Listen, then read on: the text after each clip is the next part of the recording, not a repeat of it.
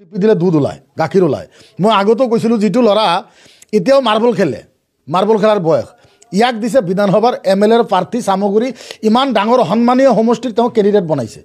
তেওঁ বিধানসভাৰ পবিত্ৰ মজিয়াত যায়, কিনো কথা ক'ব? ৰাজনীতি সম্পৰ্কে কিয় জানে? পলিটিকেল সম্পৰ্কে তেওঁ কি জানে? তেওঁৰ বয়স যিহেতু মাত্ৰ 23 বছৰ। গতিকে ৰাজনীতিক তাতে প্ৰব্লেমটো সেনেকুৱা হৈছে যাৰ কাৰণে হাৰিলে।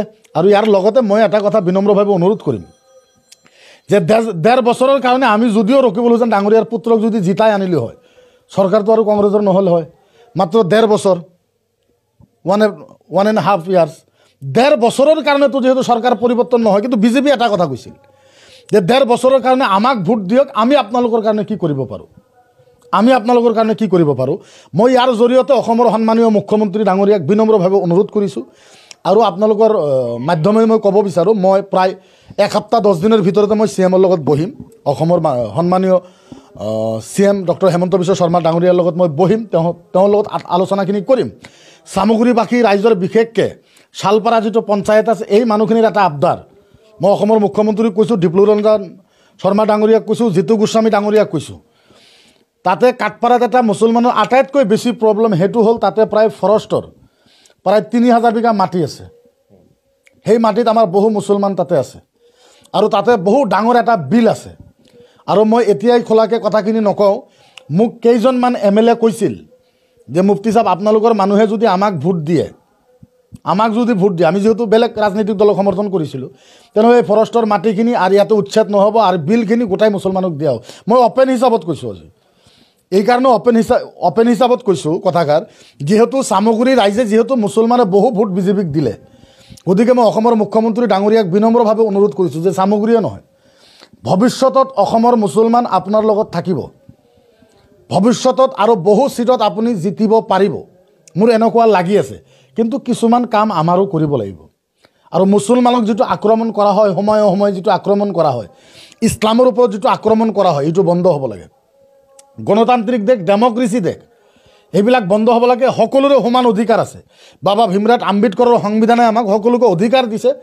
গতিকে চামগুৰিৰ ৰাইজে যাতে কষ্ট নাপায়, যেনেকৈ বিজেপিক মৰম কৰিছে, বিজেপিয়ে তেনেকুৱা মৰম চামগুৰি ৰাইজক কৰিব লাগে।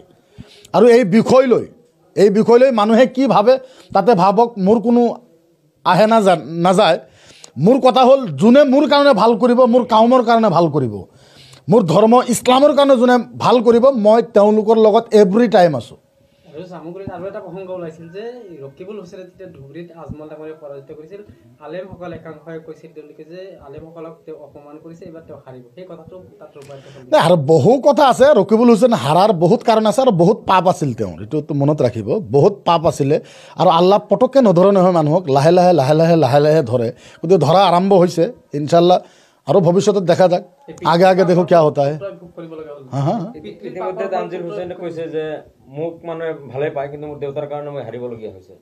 নাই, দেউতাৰ কাৰণে মানে তেওঁৰ বহুত পাপ আছে, এইবিলাক পাপ আছে। তেওঁ মুছলমানৰ লিডাৰ হ'ব খোজে, তেওঁ ইছলামিক কালচাৰৰ মানুহ নহয়। মই যেতিয়া কৈছিলোঁ ইছলামিক কালচাৰৰ মানুহ তেওঁ নহয়, তেওঁ তেতিয়া 2 দিনৰ পিছত তেওঁ কোৰাণ পঢ়া আৰম্ভ কৰিছিল।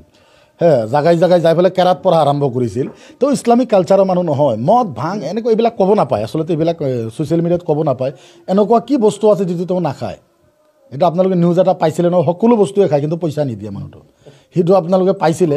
কিন্তু মানুহটো এনেকুৱা, ইছলামিক বিৰোধী যিমান বস্তু আছে সকলো বস্তু তেওঁ খায়, এইটো মই নিজে গাৱা আছোঁ। আৰু এইটো কোৱাৰ কাৰণে মোৰ অকণমানো লাজ লগা নাই। গতিকে ইছলামিক কালচাৰৰ মানুহ তেওঁ নহয়। কোনোবা যদি নিজে ইচ্ছা কৰি বনিব খোজে, কিমান টাইমনো আপুনি নাটক কৰিব? নাটকটোতো ওলাই যাব, এভৰি টাইমটো আপুনি নাটক কৰিব নোৱাৰে, সকলো সময়ততো আপুনি নাটক কৰিব নোৱাৰে। গতিকে নাটকটো ওলাই গৈছে। এই যিখিনি পাপ আছিল, মই কৈছিলোঁ, মই ইলেকশ্যনৰ আগতে কৈছিলোঁ যে আব্বায়ে নিজৰ পুত্ৰৰ কেৰিয়াৰটো ধ্বংস কৰিলে। ইলেকশ্যনৰ ভোট হোৱাৰ বহু আগতে মই ছ'চিয়েল মিডিয়াত কৈছিলোঁ যে অসমৰ ৰাজনীতিৰ ভিতৰত নিজৰ দেউতাকে নিজৰ ল'ৰাক এনেকৈ কেতিয়াবা ধ্বংস কৰে নেকি? মই কেতিয়াও চোৱা নাই যে এনেকুৱা ধ্বংস কৰিব। এইটো মই আগতেও কৈছিলোঁ, ধ্বংস হৈ গ'ল। এটা উদীয়মান যুৱক, যাৰ 23 বছৰ বয়স হৈছে, তাৰ কেৰিয়াৰ আছিল, আজি কি কৰিলে? নিস্ত নাবুদ কৰি দিলে।